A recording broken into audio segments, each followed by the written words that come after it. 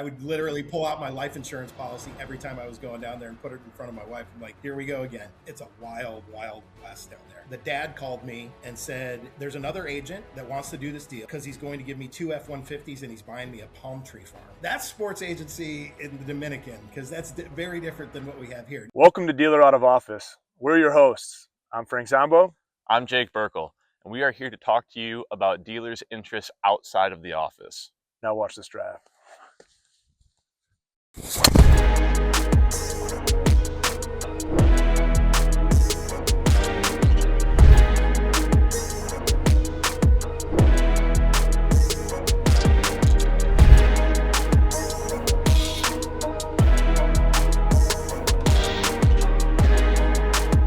What is up, everybody? Welcome back to another episode of Dealer Out of Office. As always, I'm your host, Jacob Burkle, alongside my good buddy, Frank Zombo. And we have a cool one today. Another friend of the show, a friend of Frankie, because when you're an NFL superstar, you have some connections in the world. But we are happy to bring on Joe Flanagan, Frank's, is it former agent? What would we classify? Guess he's still my agent. You never know. Did he fire you, Joe? Never. No, All right. So It's then, just my contract ran out, my inspiration to play football, and then teams no longer cared about if I wanted to play football anymore. Right. So then, we just kind of fizzled there. Fizzled our professional relationship. Beautiful. Yeah. Joe, thank you for joining Dealer Out of Office, man. How are you? Where you at? Good. I appreciate it, Jacob.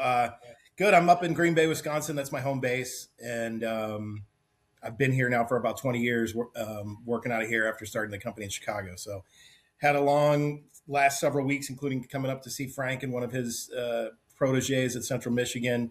The last 3 weeks have been pro days every week. I think I hit 11 cities in 14 days. And finally got back last Thursday after the Indiana Pro Day. Saw Mendoza throw in person, which was really cool. Legit.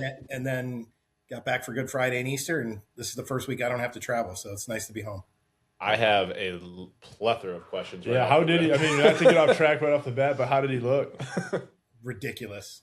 Really? I mean, so good. He throws such a catchable ball. His motion is effortless. It was really, really impressive. I was standing 5 yards in front of the Oakland Raiders or the Vegas Raiders scouts, who were obviously looking at him. So I had the exact same vantage point basically as they. It was unreal. I mean, he's legit. There was one drop that hit the guy in the hands and was a little bit too much of a fastball, I guess, and a mid-range throw. Maybe put that on Fernando a little bit. One long one to Surratt that went like a deep ball off the fingertips. But I thought Elijah kind of slowed down a little bit. I don't think it was on Fernando, but he was basically like 38 out of 40 or whatever it was. It was sick. And Wow. Really, really good balls and effortless. And I mean, he did not have to do that. He did that for his receivers and his running backs, basically. Yeah, make them look good. And a couple of the guys looked really, really good because of it. So it helped. And one thing about that whole thing is there's a lot of bubble guys, and Mendoza helps those guys. I had the same type of situation to talk about my pro day. We had Dan Lefevre and Antonio Brown. Everyone probably knows Antonio Brown, but Dan Lefevre, was like he was up there with like Tim Tebow when it came to stats, right? Like we played at the MAC conference at Central Michigan. Tim Tebow being at Florida got a lot more press, but Dan was like running, gunning. He was doing his thing. So we had all 32 teams represented at Central Michigan's Pro Day, which for like a mid-tier MAC school, like unless you have some dogs on your team, like you don't normally get all 32 teams. And then for me, I was kind of a bubble guy, whether I was going to get drafted, undrafted. So that benefited me to have a really good pro day in front of all those 32 teams. And I remember, what was his name? Charlie Weiss, who was the head coach of the Chiefs at that point, came to me after the end of that pro day. He's like, I don't know who you are. I came here for the quarterback, but tell me more about you. Like kind of, and I was doing like, the more you can do, the harder it is to cut you. Like I was doing tight end work. I was doing, D-line, outside linebacker. I was doing everything I could show. And, we were just at Mount Pleasant for Central Michigan's Pro Day for one of my for a player that I've been working with since high school, same area. I'll talk more about Jordan. But it was cool to go back there. And I remember that feeling of like, I need to PR. I need to do my best I can do. And for me, I did my personal best on that day, whether it was bench press reps, my 40-yard dash. adrenaline is a real thing. And it's like that kicked in at just that right time. And it was like time to perform. And again, that's what those scouts are looking for in that moment. It's the lights are on, like it's time to perform. This is like your whole career, your college career, high school career, coming down to like one day to perform for these scouts. How are you going to do? Are you going to shit down your leg, or are you going to freaking go out there and kill it? I love how Joe. We're gonna get real derailed, and enough about Frank because we could talk. No, that's okay. Yeah, it's perfect. I mean, it's a great example. It's exactly what the pro days are all about. Yeah, I know, but I'm genuinely curious because I want to get back to like Mendoza and like what you guys look for and everything. But I'm curious of like, I think everyone in some way, like, man, it would be so cool to be a sports agent. Like, that's a cool job to have. Like when you're, you want to be a firefighter, an astronaut, whatever. Like a sports agent, I think is kind of one of those ones. So, like, how does that start? Where do you kind of like how does that even begin into a position, and like start us at day one kind of? Yeah, I mean, I would say stick with firefighter at this point. I kind of fell into it accidentally. I did not know I wanted to do this.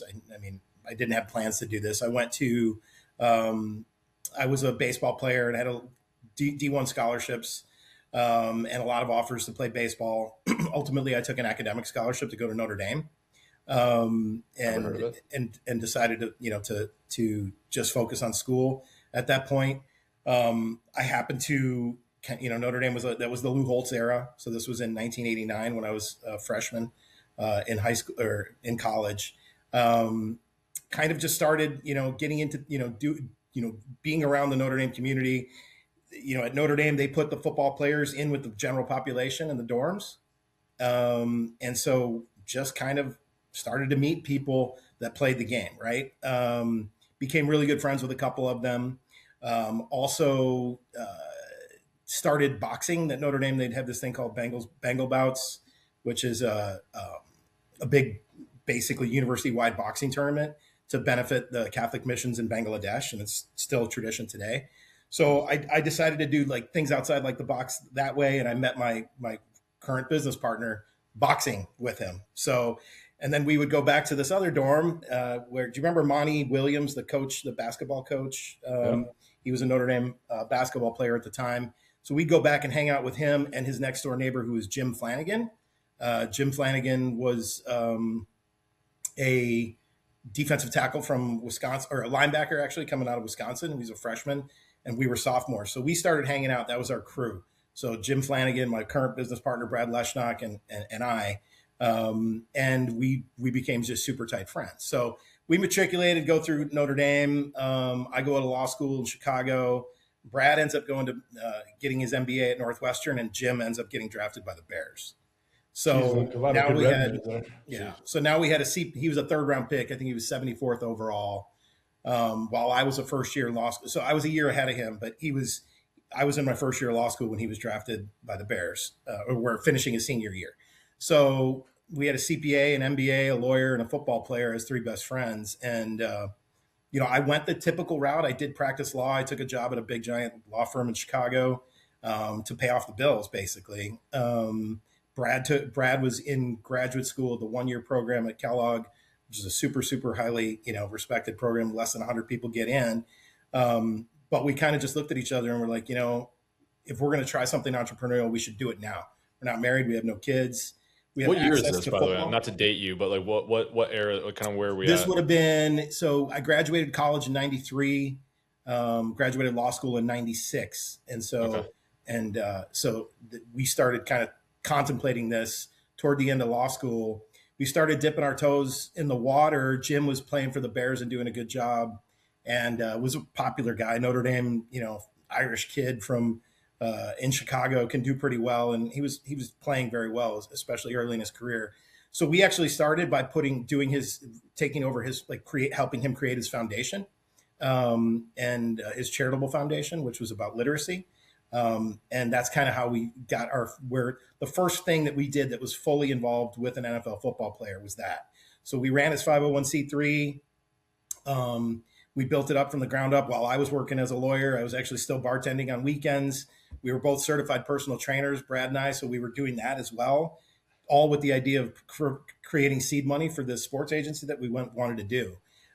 So with Jim, we took his foundation, and we ended up partnering with Disney and UPS and delivered $7.5 million worth of books to underprivileged kids across 5 states. And Jim became the NFL Man of the Year from that venture. And so it was at that point that we just said, hey, we have a lot of value. We met a lot of people in the industry. We think we can bring a lot to the table for football players, outside of the charitable arm. And so that's kind of how we decided, we're gonna do this. And so I still worked our first 2 years. We were both working, but we drive to Notre Dame, Northwestern, anywhere we could that was close by, and try to pretend like we knew what we were doing enough to get a client. And that's what we did. So we got a couple undrafted kids from Notre Dame would have been like 1999, 1998 when we started in representation. And then they weren't great football players, but they were great dudes. And they made a lot of good references for us. And, soon enough, we picked up a couple of draft picks from Notre Dame and Northwestern. And all of a sudden we said, let's go full bore and quit our other jobs and do this full time. And so that was almost 29 years ago. Wow. One thing I respect most about it is just like that early grind. Like, I hope people understand, like, I can just imagine you're talking about what you were like 3 or 4 different jobs at that point. Your personal trainer, you're doing whatever you can to just scrape by and do it. Yeah. And, good for you. You made a career out of it and a good one, and the relationships you made and built a family with it. And yeah. Really cool. I mean, the point was, let's get out of debt as quickly as possible so that we could focus on doing this, right? So as soon as we both felt comfortable enough in our financial situation to take another shot, of course, we immediately went into debt paying for people's combine training and stuff like that. But we'd gotten out of our student debts. We'd kind of untethered ourselves from that and still didn't have, kids or a family so we were like, we're just putting ourselves on the line. And it felt like the right time to do it. And it turned out great. We did not cut our teeth on Jim, by the way. He was with Tom Condon, CAA at the time. So he had a really good agent. But, Jacob, one of the important things that I guess I didn't say, it was a really unique situation, is Jim was playing for the Bears. Jerry Angelo, I don't know if you guys remember Jerry Angelo. He was the GM of the Bucks and the Bears during that era. And Jerry was kind of that old school Youngstown, Ohio mafia football guy, and it's a true thing. That's a cradle of coaches. That's a little area where a ton of good coaches and football men have come from. And so we asked Jim, we're just like, hey, can you get us in the building and meet with Jerry and kind of do informational Q&A to see, like, is this something we want to do? So we did get that access through Jim. We had an informational meeting with Jerry Angelo, sat down, and we basically just asked him all kinds of questions. And he was like, you guys are too smart and too honest. Do not go into sports agency. He's like, stick with being a lawyer. You go be an investment banker. You'd be much more happy. Of course, we did the opposite, right? So that was what he told us not to do. But what Jerry did for us, and to this day, was instrumental in our career. And again, this was kind of serendipity that we made happen, right? So we were friends. We were networking. We were trying to be active in the industry.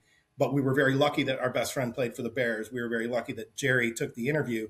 And then he liked us enough to where he said, you know what, I'm going to bring an area scout in to introduce himself to you guys. And he's going to find you guys sleepers for the next couple of years. And his name's Jeff Shiver. He's in the coaching Hall of Fame or the scouting Hall of Fame. And he's one of the oldest tenured Bears scouts. And he was in fact recruited Jim scouted Jim when he was coming out of Notre Dame.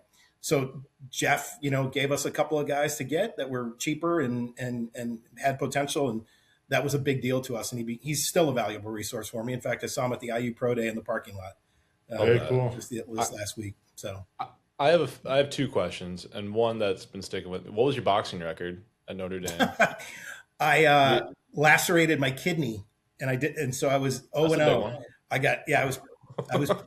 I was peeing blood two days before my first match, and the doctors wouldn't let me fight before you even threw a punch. All right, well, that sucks. Well, no, I did all the 6 weeks. I did all the 6 weeks of training, and I went from 210 pounds and I was going to fight at 168. Wow. Isn't that crazy? I need to get on a boxing plan. Your peptides ain't going to do that. No, it was the best weight loss plan I've ever been in. So okay. Actually, I sent Joe. We had a peptide conversation. I sent him our podcast from the peptide. Are you on them? No, Frank sold me though. I'm going to try to get some blood. I know. He's like, I keep asking him, and he keeps like holding this one really close to the chest and won't tell me. My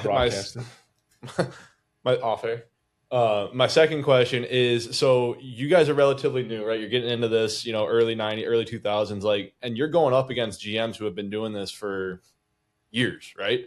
Like, what is that learning curve like to understand the industry? Like, yeah, you think you know, but you don't really know until you're in there. So what was that like the first like kind of oh shit moment? And obviously we don't want to put names out there, but Yeah, how no. you I combated mean, that.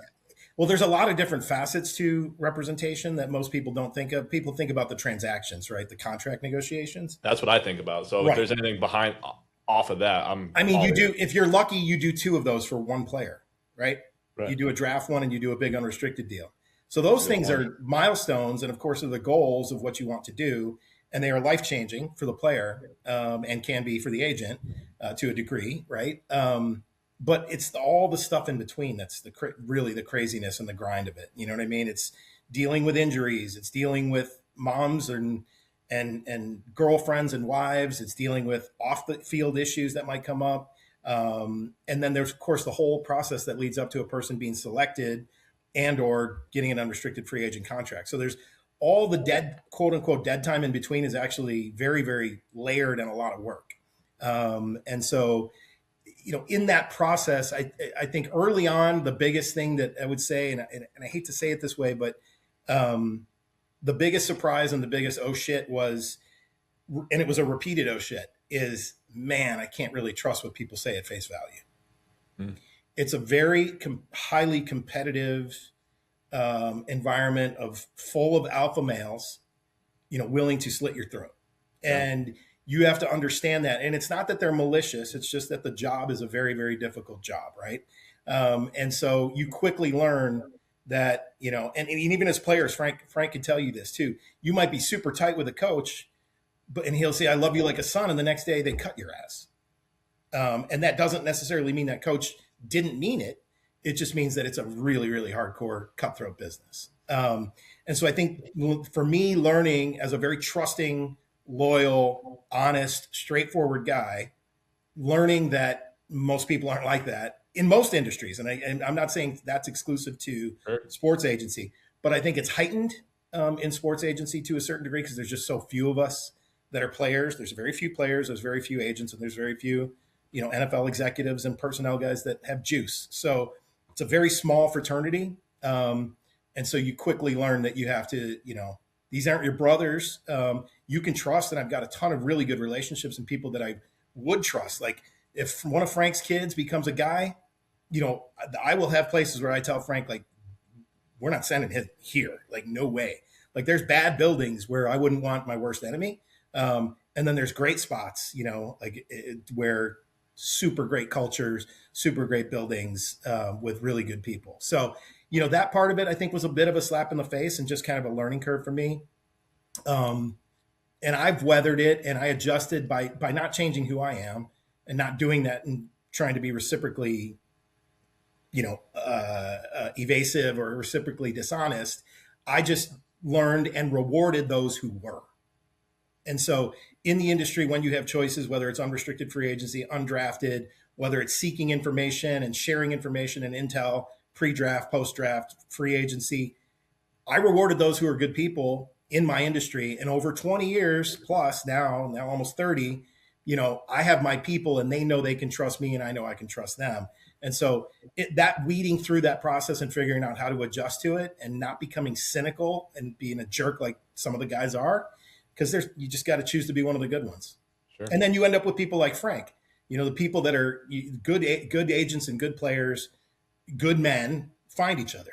And that's kind of, that's my approach still today. So if I had a recruit that I wouldn't want to sit down with dinner with my wife and daughter, I'm not representing that dude. Yeah.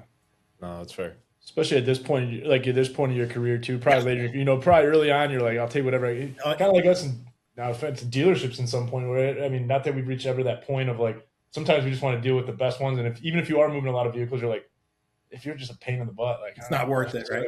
It's like, yeah. No, for sure. I mean, I think the ability to be selective eventually is really one of the coolest luxuries. Parts of it. Yeah, treat others like you want to be treated. Yeah, it's funny too. When I was just with Joe, and we were going to see Jordan, who Joe represents. Jordan, I'll quickly, he went to my high school that I went to. When we won the Super Bowl 2010, I went back to my hometown, and there's a picture of me and Jordan. He's just like probably my son Josh was like 8 or 9 years old, and I'm taking like a picture with him. So then when I'm done playing football in 2019, I go back to Stevenson to coach. Like my kids were real young. I was like kind of bored. So after work, I would I don't even know if I had a job right after football. I would just go and coach high school football. And Jordan was a sophomore, and the kid was an absolute stud at my alma mater, Sterling Heights Stevenson, just outside the suburbs of Detroit. Shout out. So, yeah. So I coached him there for sophomore, junior, senior year. Then he ended up going to Central Michigan. Follows kind of like where I went. Then I followed him there. Did you get him into Central? Or did he get recruited? He got recruited. I mean, yeah, he didn't need me. He's a good enough player to get there. And then he was a stud for them over the last, he played as a true freshman. And then he was getting done, and he's like, hey, I think I have a chance. He's a lot like me too, like a late round, undrafted type kid. And yeah, he asked me, say, hey, I'm looking at agents. I was like, reach out to Joe. And he was pretty close with like two other guys before we even kind of talked about it. And then he met Joe like quick, and it was he hit it off really quick. Yeah. He signed with him really fast. Yeah, Jordan Kwiatkowski, good, really good kid. His biggest challenge is his size. It's tough. They want linebackers, taller nowadays. So that's the biggest impediment we found. But from an athleticism and a production standpoint, I mean, he's a freak. He's very, very good, quick to diagnose linebacker, and very aggressive, very strong. And I think he'll make a team. He might have to fight his way through practice squad for a bit, but eventually he's going to add a ton of value on special teams pretty quickly. No question about it. Some things you can't, like Nick Ballore is another one. He bounced around, but right now he's with the Washington Commanders, played with me at Central Michigan. He's going into like year 15. It's just That's insane. A special teams guy, undersized, probably ran a 4.8 40 at Central Michigan's pro day, but he's a football player. Like he just has an innate ability to just fall into a play or, knock a ball out when you're not thinking about it. Like again, your best players aren't thinking about punching a ball out. It's just something that, everything's happening so split second. Instincts, right? He had that instinctual. And Jordan's a lot like that. Like we might not have the best numbers or anything, which he did have he had all his PRs at his pro day that we went to. Yeah, I'm driving up to pro day. I'm bringing my kids so they can see like Central Michigan's pro day. I called Joe. I'm like, hey, where you at? He's like, I've been on like 3 different flights. I came into this town called like Midland, which is like right there. And I'm like driving through Midland at that moment. I'm like, dude, I'm driving through, and he's like, I'm trying to figure out how to get to the pro day. I'm like, I'll just pick you up. Pick him up. He's like, I just woke up. My flight got delayed so bad, and I flew into the smaller airport there. And so I got there after all the rental cars had closed. And so I was going to Uber all the way to Central Michigan.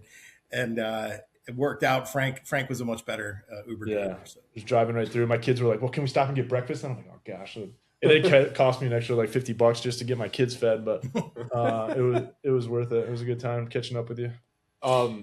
Joe, so again, as this conversation goes, I keep getting more and more questions. So this is going to be another 2-parter, and I apologize, but are you only football, or are you doing is it kind of, hey, whatever is out there and you have an ability?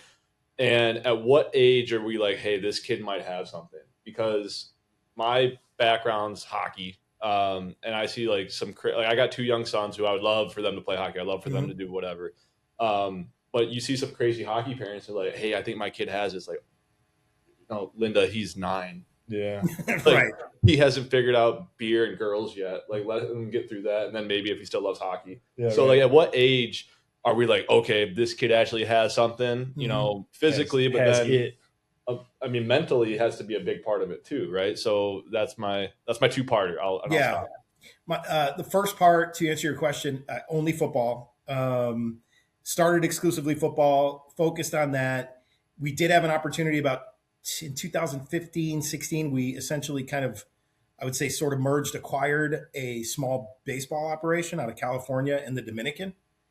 And I love baseball. I still play on a 50 and up national team. And so, I wanted to get into baseball if there was an organic opportunity to do so. Football's more attractive for anybody in the industry because, you don't have to represent somebody for 7 years before they get their big unrestricted deal, right? You can get them out of college and immediately they're going to get a draft contract that could be, relatively decent in terms of money. And then you're 4 years away from running a restricted deal. Baseball, you have to get these kids in high school, not unlike hockey. I mean, hockey's a little bit different with junior hockey and all that type of stuff. But, you're getting them at 16, 17, and then you have to hold them all the way through, to where they can finally get their a major league contract, which takes a long time. It's a long incubation period, 7 to 10 years. You're paying for their bats, you're paying for their equipment, you're hoping they don't get poached by another agent. Like, that's all very unattractive to me because football is much cleaner. But what we stumbled upon was an opportunity to get into an organization that had 2 guys that were about to hit unrestricted free agency. So they had done all that homework, and they had a Dominican pipeline of guys that were coming up. So it was a relatively low invest in terms of money. It was a high invest for sweat equity for me because I was the one going down to the Dominican and putting my life on the line. Because I'll tell you what, I would literally pull out my life insurance policy every time I was going down there and put it in front of my wife. I'm like, here we go again. I had a gun pulled on me. They drive about 130 miles per hour. There's 7 lanes of traffic. You're going in the middle of the jungle, and all of a sudden this Angel Stadium opens up. I mean, it's a wild. I'm sure you guys have seen some of those documentaries about Dominican baseball. If not, pull them up because there's some of the most fascinating things in the world. They take 10-year-olds from their homes, they put them in these clinics, and they start giving them vitamins, and they become grown men at 16 to get drafted. I mean, they're giving them growth hormone and all that stuff. It's a wild west. I will watch that. But anyway, so we got into that because we had an opportunity. We thought it might be relatively lucrative relatively quickly. So we ended up doing 2 unrestricted MLB deals. But this is really one of the coolest sports agent stories I have. Is one of the players that we were representing, because this is and why I left baseball. One of the players that we were representing was becoming an unrestricted free agent. We carried him, and our guy that we essentially brought into the fold had been with him since he was 14 years old. So we're like, oh, we're never losing this client, right? I mean, we're about to do the deal. I had already struck verbal terms with the club with whom he ended up. The dad called me and said, with translator, and said, there's another agent that wants to do this deal, and we're leaning towards going with him. Because he's going to give me 2 F-150s, and he's buying me a palm tree farm. So that's sports agency in the Dominican, because that's very different than what we have here. Now, you could say, like, Frank, remember SEC football during your era? There was a lot of stuff, a lot of under-the-table payments and doing all kinds of crazy stuff, right? So, but I'd never seen somebody say, hey, can you match this, right? The palm tree farm and 2 F-150s. So I could have used one of your dealers back then, I guess, obviously. Yeah, got you a good deal. But about the palm tree farm, but yeah. So I immediately hung up the phone. And I told my wife I'm quitting baseball sports agency, number one. But I ended up salvaging it. It took me 3 days to convince the family to come back. I essentially said, look, I can't get you a palm tree farm, but I had somebody rough out the rough estimate of what it would cost to acquire. And then I did, blue book value on a couple new F-150s. That isn't rocket, science. So I did the math, and I said, what I'm going to do is I'm going to cut my percentage to this degree. That'll give you, let's call it $100,000 extra in your pocket. If that's what it would cost you to buy those things, I'll cut my fee to 120. You can pick the color and of your F-150s, and you can buy your own palm tree farm if you want, or you can pocket the cash. And so ultimately, that's how I kept them. And did the deal, and it was with the Brewers.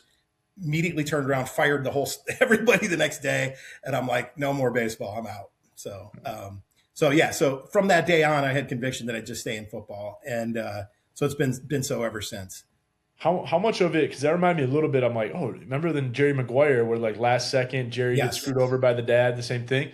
I guess that I wasn't going to go this route. How much is like Jerry Maguire kind of like wheeling and dealing and like going to, I know they're not letting guys on the field and stuff like that, but like you said, majority of your time is spent. I remember being injured and you helping me through that whole process with the Packers. Yeah. But how much of it is, probably not a whole lot going to games. This is probably your busiest time right now, right? Would you say? Like, I mean, everything's it gets busy from December until May 1st. I mean, between trying to close on your draft class and now, of course, NIL, which is a whole nother level of BS that I have to deal with. But I enjoy the bit. I actually enjoy it. I didn't think I would, but it's kind of it's an occupation of necessity at this point, because we have to represent these kids younger, or else somebody else is going to represent them, and you may never have an opportunity. So we are doing.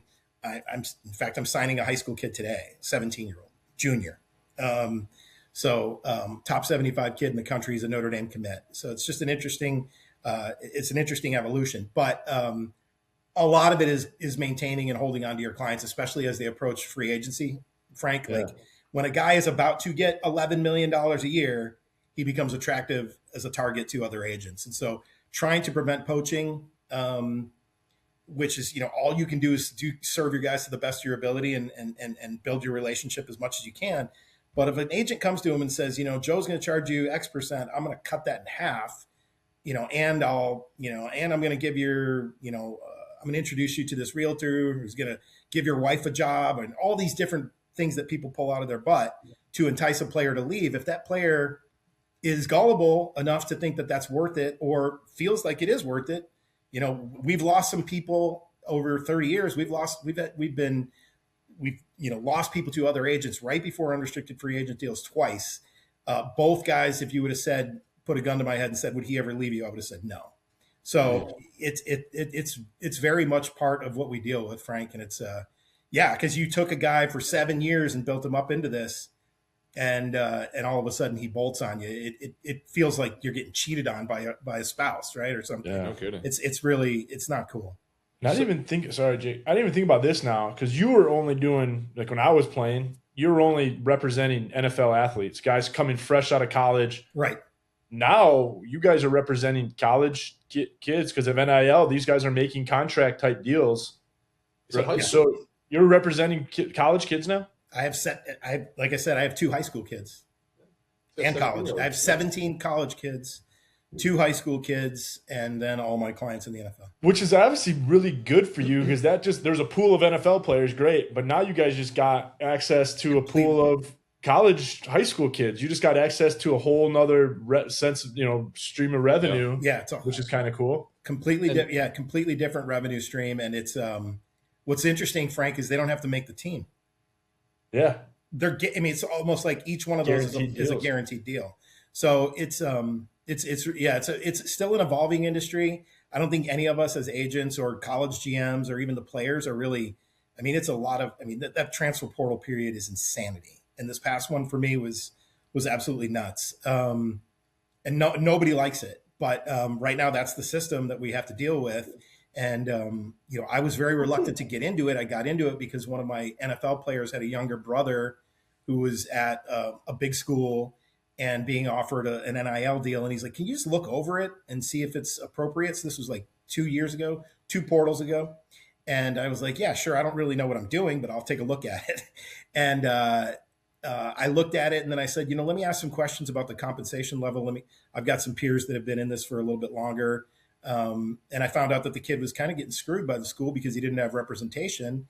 And I got him an extra 6 figures with basically 2 phone calls, and said, he can enter the portal, or you guys can pay him market value. And then his roommate was like, I need that too. And that was my second NIL guy. So I did 2 NIL deals at a really big school. In 72 hours, got each kid an extra $100,000, and that was my entree to college football representation. That's a good way to spread quickly in the locker room. Yeah, it was neat. And I've gotten a lot of good young men because of that crew since then, and it's been building. And it's really they do need representation. It's a real substantial life-changing money for kids. I remember coming out of college broke as can be. Like, I needed an agent to pay for my training and get me to, go to Florida, whatever it was. Now it's like these guys have money coming out. Like, they got access to resource. In a way, it's different than when I was coming out. These kids are loaded up. Yep. No, they're making north of. I got 3 guys making north of $850,000. Imagine being in college with that kind of money. I'm gonna go throw up. I'll be right back. You imagine? Well, who's really pissed is my guys that just missed the window where they got. Like, I had a 4th rounder last year for the Jaguars. Jack Kaiser was a captain at Notre Dame, middle green dot linebacker, super smart, one of the highest character young men you'll ever meet. Like, really, really Captain America, just a wonderful young man, and a stud football player. But Jack missed that window of the super compensation, So every time I talk to him, I'm like, Jack, I said, you don't want to know what the guys at Notre Dame are getting now, man. And he's like, oh God. Who controls, like, the window of when it opens? Because my biggest gripe, and I love college football more than the NFL probably, but, like, bowl games start and the portal's been open for a week. So guys are sitting out because they don't want to get hurt. And I kind of understand that because now they're a commodity. 7, 8-figure athletes, right? And then they don't want to get hurt, but like they're still, I think they've ruined college sports in terms of like the love of the university a little bit, right? Like how much longer do you think this is actually going to go on? Like there's got to be some more regulations. Something's going to change. Well, I was like I said, I was at IU's Pro Day. I have a couple clients there. I was at Notre Dame's Pro Day the week prior. I talked to both the GMs for an extensive period of time, and I'm like, have you heard any rumblings about the system changing at all? Or the timing of the portal, like you were saying, Jacob. Like the timing of the portal last year made absolutely no sense. Right. If you're going to do only one portal, you don't do it right in the middle of bowl games. You don't do it right in the middle of, college football playoffs. They're trying to decide, should I, go or play or, it screws up so much. I mean, even think about it this way. They do the rankings, right? They do the selection. By the way, my alma mater, Notre Dame, got left out. Shouldn't have been left out for the record. They could have beaten anybody in that whole crew, in the whole pool. But, you did it at a point. Imagine the college football playoff selection committees choosing based on the rosters that played the games all previous fall, right? The whole fall. And all of a sudden, how many guys are going to not play in these games? Or now the playoffs did a better job. Most of the kids played. But you do have people that are either moving, transferring, or holding out because they don't want to get hurt. So the rosters ended up playing, the game day rosters are substantially different than those that were played during the fall a lot of times. And that's part of the thing that bothers me too. It's like, how are you choosing these teams based on the roster and who played when some of those guys aren't even going to be available? It's just a weird situation. And from a scouting perspective, like, all right, so, Indiana plays and I mean, I think it was the first play against Ohio State where he gets rocked, or Fernando gets rocked, right? Mm-hmm. And we're like, okay, like he's done. He comes back and finishes the game, and they obviously win a national championship, right? Right. But is there anything, like, in my mind, that kid's stock was like, okay, this guy's a gamer, right? And his stock skyrocketed. Does it have the adverse effect if there's a stud, he's been a stud all year long, and then it's like, this guy's not a team guy, he's not showing up for his boys because he's afraid of getting hurt? Is that a real barometer of these guys? Some scouts will hold it against you. Some of the older school guys, some of the blue collar guys are going to say, I don't want a guy that's not willing to die for his brothers, right? And maybe you put every scout will value certain things, like those are intangibles. Fernando's a true leader. Just the same way he threw at the pro day was purely for the benefit of others. He's a super giving guy by all accounts. I've multiple guys on the Indiana team, both in this draft and for NIL, and they're to a man, you can't find anybody say a bad word about Fernando. So I think it helps people like Fernando. But if you're a top 15 pick and you've got, that's a lot of money on the line. And your team isn't that good and you're playing in a crappy bowl game, I would probably advise you to sit out too, so it just depends. But you wouldn't, there was nobody that would convince a guy like Fernando to not play, right? He's going to play one way or the other.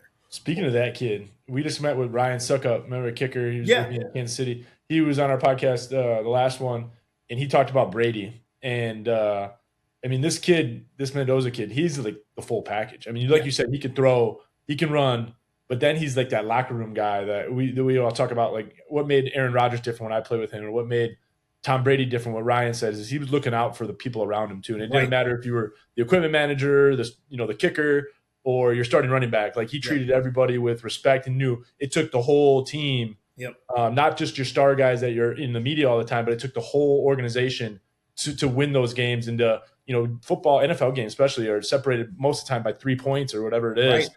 And it takes a little bit of that extra whatever. Like, why is it that the Kansas City Chiefs, the Green Bay Packers, the Patriots, when it comes to those close games, maybe it's luck or maybe it's just, everyone being together to just give you that little bit of an edge, because that's what it takes, because the margin for error in the NFL, especially because the talent pool is so identical, what separates those teams, and it is the culture that is built by your leaders. So you see it, but he's that guy. He can do that for the Raiders, and the Raiders need that. I know they need that big time. That's what's been hurting them for so long, right? They don't have that established culture. Yeah, now they'll have a transitional guy with Kirk there too, which is an interesting situation. I'm surprised they did that deal, but it's essentially a 1-year deal for $20 million. And if you Kirk have a Cousins is mentor, there to mentor. Yeah, you Right. need a lot of times, like Yeah. even like a good buddy of mine, Chase Daniel, who was with me in Kansas City, like he was a backup type player, but Chase was the most dialed when it came to taking notes, Yep. knowing the playbook.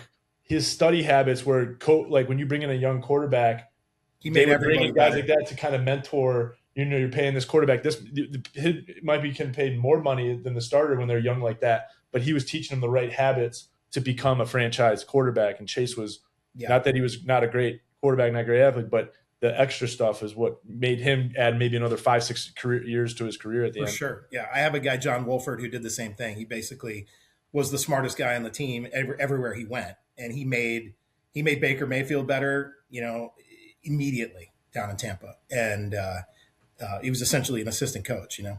And you don't want guys in the locker room too, if you got your backup quarterback watching more film and taking better notes and answering questions before your starter, and it's everything's competitive in the NFL. All of a sudden that kid that, maybe he is guaranteed all this money, he's the franchise guy, but you got somebody showing you up in the meeting rooms every day. You're like, all right, I'm going to get going too. So now I'm going to watch more film than him. And then it just brings your whole room up and better. Exactly. And I got a feeling Zombo did some of that to his teammates. Yeah, right. Internal competition. We do it here all the time. Yeah. Going back, you had your other question about age. Is that what what age do you see? If we want to go back to that one. Because you have a 17-year-old, but again, there's so many people that think oh, my kid has it, my kid has it, my kid has it. And maybe they do, but maturity, still 17, 18, that kid's not full, that's not a fully developed brain, right? Right. No, you don't know. No, there's that's a very difficult question. I mean, it's a difficult question, and I think it's a unique, answer to every athlete and family. I think what's different now is in the old days, I would have said, I will disregard what a 16-year-old's doing, because we've all known that 16-year-old who was dominant and just kicked everybody's ass all day long, up and down, whether it was the basketball court, the football field, on the baseball field, that dude that was just a stud that ended up, he's now driving a truck or whatever, because he just didn't have the motivation to perfect his craft or got hurt or other things, right? There's a lot of things that you can't control, and there are a lot of things that you can control. And all of those things can be decided or changed drastically by the time you're, a fully cooked athlete at 22 years old, ready to go into the NFL, right? So, but what's interesting about, again, talking, today, if you have a 14-year-old who's a stud, and you can find a way to make him by the time he's a 16-year-old as a 5-star or 4-star recruit, regardless of what you think he's going to incubate into or develop into at 22 when he might be drafted, kid can get paid going into college, right? So now there's a completely different analysis going on. It's not just can my son get a scholarship as an athlete, but can he also potentially get $250,000 to go to a school on top of it? So now these are life-changing sums of money if you're a high enough level recruit. And I can guarantee you there are kids that are getting paid $250,000, $500,000, $1 million going into colleges right now that'll never play on an NFL field. So we basically have a minor league system now that allows them to be compensated. So it's, the 16-year-old talent is more relevant than it was, before the NIL system. Some of those kids now are staying in. Like some of them maybe before would have come out as juniors to go try to make money because I don't want to get hurt my senior year. Yeah, Carson they're Beck's like, no, making I'm more money in Miami. I'm going to stick around. Even Sanders' son, Shorter Sanders, he stayed around his senior year because he's making $6 million a year or whatever. Yeah, he made way more at Colorado than he would have by going into the draft. These kids are making more than some of the coaches. Yeah. Almost all the coaches. It is, and I agree with you, Jacob. Like it kind of has quote unquote ruined it, right? It's ruined. What it changes was, like Frank coming in to see at Central Michigan with that class of dudes and saying, okay, in the next 4 years, we're going to develop as athletes in this culture as brothers. We got each other's backs. We're here, we're going to beat Michigan State. Right, we're going to beat Michigan. Yeah, all the stuff, and so having all that commitment and that time to develop as a family, and that's gone away to a large degree because of the transactional nature. You just don't know who you're. There's just so much roster turnover now. So much now. Talking to Central Michigan's coach, I think all of their starters are now they had complete turnover. So all the starters they went into battle with last year are all gone because if you did very good at Central Michigan, now Wisconsin's going to give you $400K or now those guys are gone.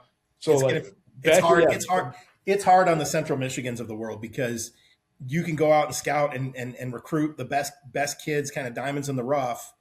And now, as soon as they show themselves on a big stage, like in the bowl game, like Jordan stood out right in the bowl game. He did a really good job and clearly looked like he belonged at a different level, right? To play with them. He could have played linebacker for Northwestern very easy. I think he did better than they did. Now the team beat you guys pretty good, but at the same time, my point is, like, if a young man from Central Michigan has a good game against a power school, it's going to be very difficult to retain him. Yeah, like what Antonio Brown, Dan Fever, those guys would not. Oh, they would have made millions. They would not have been. But then, how can you also, if it's there, and if I'm putting myself in their shoes, I'm loyal to Central Michigan. I love Central Michigan. It's great. But if someone's going to give me, how are you going to turn down $400K for a year, like, and it's really. I had several of those instances last year with guys that, Frank, with just the same guys as type of guys as me and you. Okay. Guys that were like value loyalty and honesty and brotherhood and all of that to a very high degree, family. Right. But when some of the opportunities that I found for them, I presented to them, they were like, well, I can't, this is undeniable. Like, this is life changing. Yeah. I don't want to leave this school. I came here and I made a full commitment.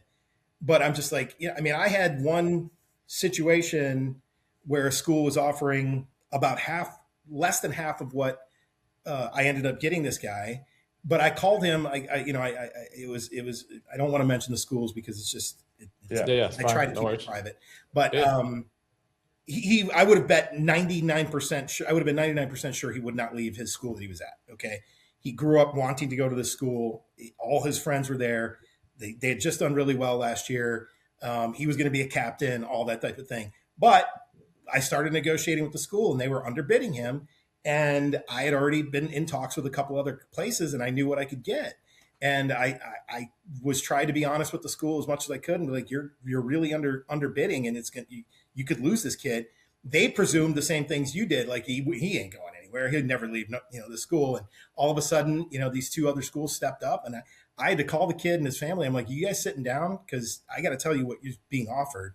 And they literally were like silent on the other end of the line, because they were like, not only were they blown away by the dollar figure, but they're like, oh shit, now I got to really consider leaving a place that I never wanted to live. Now it gets real. Yeah. And think about those parents. Like, they probably got so much of that school gear. They were at those games on Saturdays just cheering.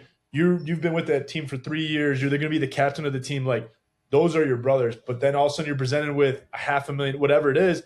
And you also think in your head, like, I could get hurt tomorrow and my football career is done, but I have this $500,000 that I can start my life with. Yep. Like, that's a freaking moral dilemma that I don't. I can't blame a single kid for any of that. But it was so stressful. It was very stressful because I ended up playing counselor to them, and just trying to be like, I was exhausted. The whole Christmas, December 22nd, I started, basically got super hot and heavy into it. And all the way through January, through to the portal closing, I basically was on the phone 14 to 16 hours a day. I took half of Christmas Eve off, Christmas Day. Other than that, I basically barely didn't see my family. And because I was trying to massage all these things for the families, not only negotiate the best deals, but try to talk them through good decision-making. How are we going to what's valuable to you? What's the most valuable thing to you guys as a family and as a player? Do you want to play more? Do you want to be the dude? Do you want to get more money? And then all of those factors combined, how do we stack them on a priority list? And how do you make a good informed decision that you can sleep at night with? And, when you're doing that with 17 different guys, it's exhausting. And it was well worth it. And everybody's happy right now. So I can't complain. Yeah.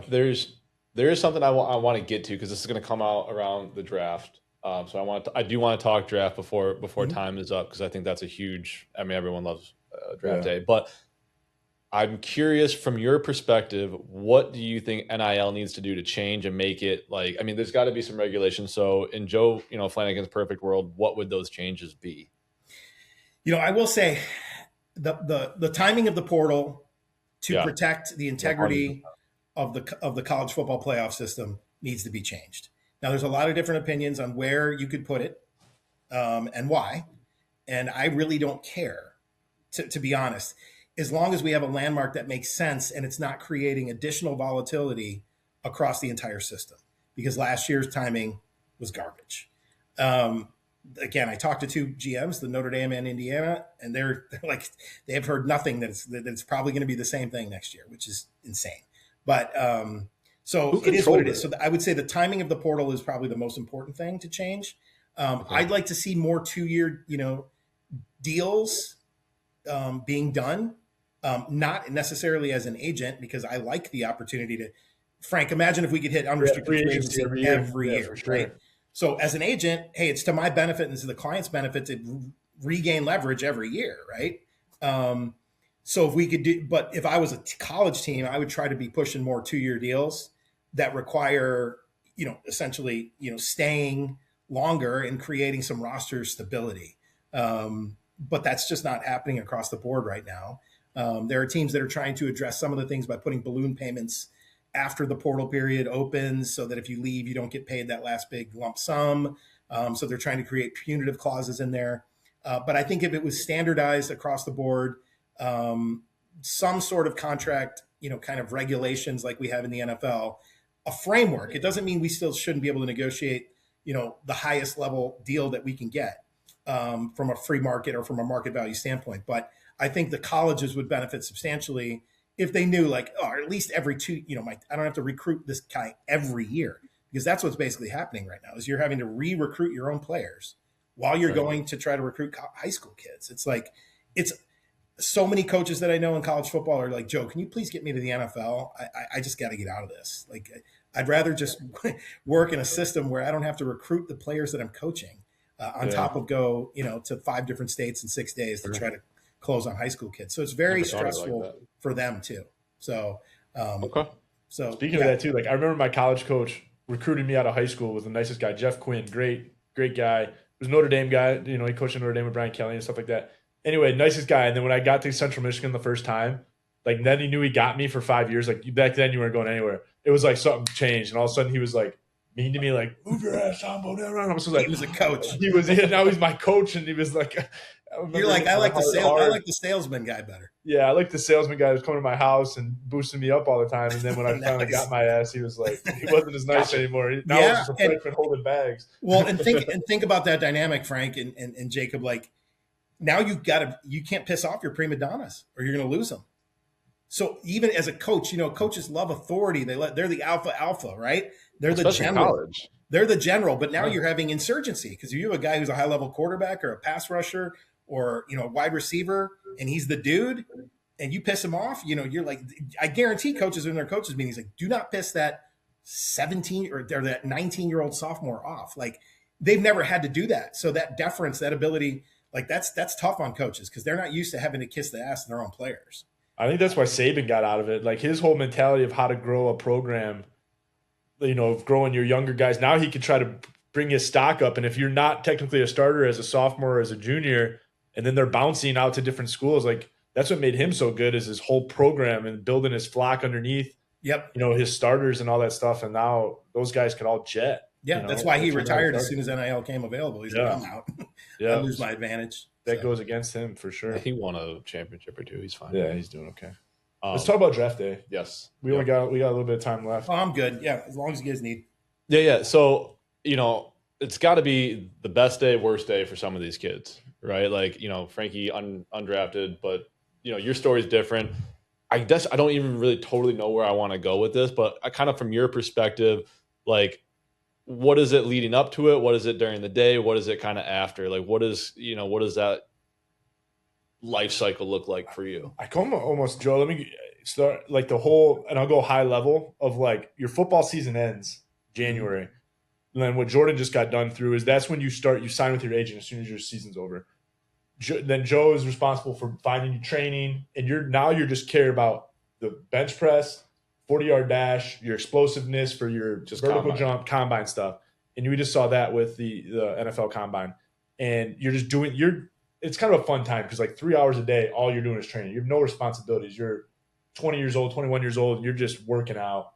Eating, sleeping, training. Yeah, and you're doing it for one day, either pro day or the combine. And then you get to that point, you're hoping you performed well. You hope, you shook hands with the right scouts. Your agents, in the background kind of asking, kind of maybe plugging you a little bit here or there with his connections. And now it's draft day. And like, I remember being a nervous wreck. And I remember a few folks reaching out and being like, Raiders or the Lions, like 6th, 7th round. And I knew the first day it wasn't in the, cards for me. So it's like, you're just kind of watching, you kind of jealous of the dudes who are going first, draft pick, early round draft picks, then second day goes through. I think for me, it was only, was it only 2 days, Joe? 2 days back then. Yeah. Yeah. It was the first and second round, I That's think. how old you are. Yeah, right. And by the end of it, I remember thinking like, I could go 6th round, I could go 7th round. I remember the Lions having like a rape pick, you're interested, and nothing. And then I get a phone call from Kevin Green, who's a Hall of Fame, rest in peace, Hall of Fame linebacker, and he was an intense dude. That's what he made his whole career on, intense human being. And he called me, and everything was kind of a blur. And it was like, are you ready to play with all your heart, fire, desire? And I'm just like, yes, sir. Yes, yes, sir. And then after that, I remember my family going out and getting all this like Packer gear. And I'm still like an undrafted free agent. At that point, I'm like, I don't even know if I'm going to make this roster. They're going to waste all their money. Right. My family was so excited. Me, I was like kind of disappointed I wasn't drafted.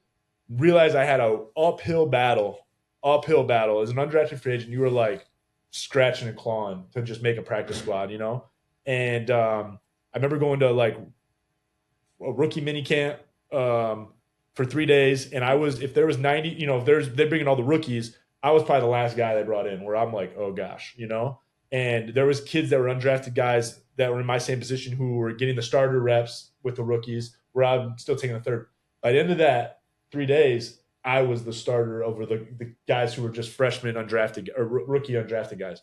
Then you go to OTAs. And the full roster comes in. And now the whole roster comes in. You're back as number 90 on the roster because you look at the special teams depth chart and you can see your guys, and then you see you trickle down 5 deep on the punt team, and you're like, oh gosh. And they had Clay Matthews, they had studs, and then all of a sudden you see some of those guys as undrafted guys that were with you start. Now all of a sudden you find out he got cut. Now you go through, you report to training camp in the fall. Oh shoot, the other guy I was rooming with, an undrafted guy that I was competing with, he didn't even make it to the first day. So now I'm in a room by myself. And then all of a sudden a couple of guys get hurt. So now you got to get starter reps, and you got to basically make the best out of those reps. Because as an undrafted guy, you don't get a lot of reps. But when guys get hurt, now your number's called. They're going to see how you do. Well, for me, luckily, it was a third preseason game against Indianapolis Colts. Peyton Manning's playing three quarters, and everybody's hurt. Frank Zombo's got to start and play.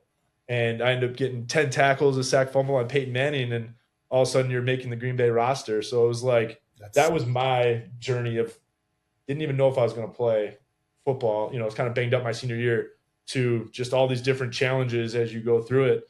And it really came down to when it was your time to perform, are you going to be a gamer or are you going to shit down your leg? And I felt like for me, whether it was the pro day, whether it was mini camp, whether it was training camp, whether it was now you got third preseason game, boom, you're there. Now all of a sudden, second, third game of the season, as a guy from Central Michigan, you're starting against the Bears.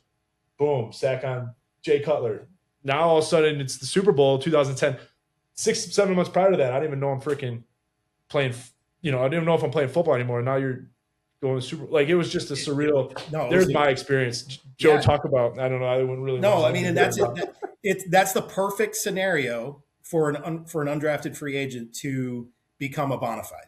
And it takes some of those things that you notice were outside of Frank's control, right?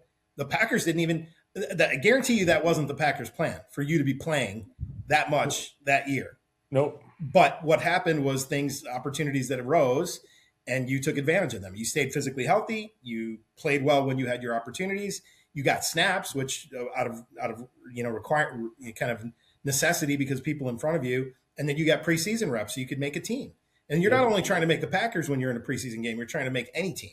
So, an undrafted kid like some of the other guys you probably came in with, Frank, that didn't get at other positions or your position, they might be decent football players, but if they never got on the field to get reps, nobody knows, and they're invisible and they're gone.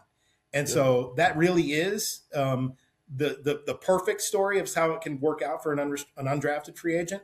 And then there's the other scenarios where all those other dudes never got hurt, and the team knew you were a pretty talented dude, but if you never got the reps, you would have been on the street too. So there's a lot of luck. I wouldn't say it's luck, but there's a lot of factors outside of your control to try to make a team as an undrafted free agent. And that's what helps having a good agent too, because you can, when you're an undrafted guy, if you're a draft pick, a first-round draft pick, your agent, you're probably negotiating deals, but you're that's not. way easier. It's way easier. This is like now you're trying to evaluate rosters to see where is Frank going to get the most possible reps. Right. Whereas they don't have 8 established guys in that room where their 1, 2, 3 depth is already filled out, where I'm not going to get any reps. It's like you got to kind of find out where they're looking for. If they had any early draft picks at that position group, stay away from there because those guys are pretty much they're going to get all the reps and they're going to make the team. They're going to get all exactly. So you're evaluating the art of undrafted free agency. I mean, honestly, the undrafted free agent process is the most important thing I do. I know you asked Jacob about draft day. Well, it's 3 days now. First 2, you're just kind of sitting and observing, but you're updating the depth chart. And I prepare for every draft as if all of my players are going to go undrafted. I don't care if somebody says Joey's a 3rd rounder. I've had it happen where guys fall all the way out of the draft. Okay. There could be an injury situation, an off the field situation somehow that I didn't know about. There could be just things that happen across the draft is a permutation upon a permutation upon a permutation, right? So every pick affects the next one. And a team who all of a sudden is picking, they like my linebacker in the 4th round, but somehow this dude that they as a 2nd rounder is available. Well, they're not taking my guy, they're taking that guy, right? Mm-hmm. Even though they had my guy rated as a 4th rounder, they had this guy rated as a 2nd rounder. They call me and they're like, Joe, I'm sorry, that's who we went with, the guy we had higher rated. So there's so much that's outside your control in the draft. And then what we can control is what Frank was talking about. And that's literally the most important process I do, is preparing essentially a dossier on each team and each position for each of my players. And I have a color-coded system, red, yellow, green now, that I've developed over the last 20 years, 30 years. And as a team makes a selection, so like in Jordan Kwiatkowski's case, if I'm looking at, an inside backer situation or maybe a weak side backer situation and those depth charts, and if a team takes a guy in the 2nd round and the 5th round and they're interested in signing him, and they also signed an unrestricted free agent in the offseason, there's no opportunity for Jordan to get reps. And so it's a job that's dead in the water. So I take that team and I crumple that piece of paper up and they're off the board. And so hopefully by day 3, I've got a good 4 to 6 teams that are interested in my player. And among those 4 to 6, there's 2 or 3 where that depth chart situation and the economic situation allows for the young man to win on merit. Because if he can't win reps and he can't win a job on merit, it's not a good job. And I don't even care if they're offering him $100,000 to sign, where another team that's got an open job they're offering him $5,000. I'm like, let's go to where you can make the job in September, because right now it doesn't matter. You got to. And so that's kind of how I approach it. It is literally the most important thing I do in my fiduciary duty to young, draft eligibles. More you know. I mean, my only perception of agents is like the show Ballers, right? Yeah. You know what I mean? Yeah. Like that's kind of where I. No, the whole industry, at least for me, is a very workaday blue collar industry. Probably no different than what you guys do. It's trying to build relationships over years so that you have good information and good market understanding. It's trying to develop relationships with people with whom you can trust, so that if they say, hey, Jordan, he's going to need a year on the practice squad. If you send him here, Joe, I'm going to give him that year to develop on the P squad. Who's told me those things in the past and followed through for the last 30 years, and who hasn't. So all of those factors go into my decision-making with trying to place a player, because it's really, I become a placement agent more than anything. Keep your receipts. Yeah. And so it's really very blue collar and process oriented more than it is, the 1st and 2nd rounders. That's cool and it's glamorous and it's fun. But I'm like, good, you're done and off the table. I don't have to worry about you. I'll talk to you on Monday. Congrats. I got other dudes I got to worry about. So. That's crazy. Joe, this has been incredibly insightful. I know we're over time and we appreciate you sticking on with us a little bit. This is probably, this is another one. Like there's a few we've had so far. I'm like, we could continue this conversation for a while. Yeah. And I would love to see if we maybe get you back on after the draft. I don't know if you're, I know it's your busy time and everything's going crazy. I'd be happy to, because I think I can, it's honestly, in retrospect, it can be more interesting to see how things played out. I have Jordan Vandenberg, who was basically just put up the best defensive tackle workout maybe in pro day history, out of Georgia Tech. Mm-hmm. He scored a 10 out of 10 on the RAS scale, which is the relative athletic score. What was your score? He literally, if you haven't looked that up, look it up. It's an interesting metric. Did they have that when I was playing, Joe? No, not. I probably did 11 and a half. It's got to be in the 6s. No. Probably. But yeah, I mean, a defensive tackle who jumped 36 inches, did 35 on the bench, jumped 9'11 on the broad, ran a 4.19 short shuttle, which is essentially like a DB. It's a scary human. Just absolutely insane. Literally, half the scouts afterwards were calling me and they're like, Joe, I've never seen a defensive tackle do the things he did. He was a rugby player from South Africa, didn't play football till his sophomore year in high school, still figuring out the game. But his grandfather placed sixth, I think, in the Mr. Olympia, and losing to Arnold Schwarzenegger. Yeah, so he's just a mutant. Yeah. So that's he's a really interesting guy, and he just got he was a non-combine guy, and I kind of knew he was going to do this, and now he's on 30 visits every day. He's been on a visit to a team, so it'll be really interesting to see. I think he's going to end up going higher than most people think. I love that. That's sweet. What to follow? I would love to see if we can get you back on after, because I don't think there's a dealership we've ever talked to that somehow football or some sort of sports in general doesn't come up. So we'll follow Jordan's career too, Jordan's path. Yeah, we got two Jordans for sure. Yeah, awesome. Well, Excellent. Joe, again, the time is incredibly appreciated. We love the insight, and would love to have you back on and after the draft and some of the dust settles. I appreciate it, guys. No, anytime you let me know, Frank. Whatever Frank needs, he gets. Oh God. Thanks, Joe. All right, fellas. Take care. Have a good rest of the day. See you. Thank you for watching the most recent episode of Dealer Out of Office, sponsored by Auto Hauler Exchange. Auto Hauler Exchange is a B2B marketplace where our customers post their shipping opportunities direct to carriers. The technology and the operations team I have behind me take care of everything else.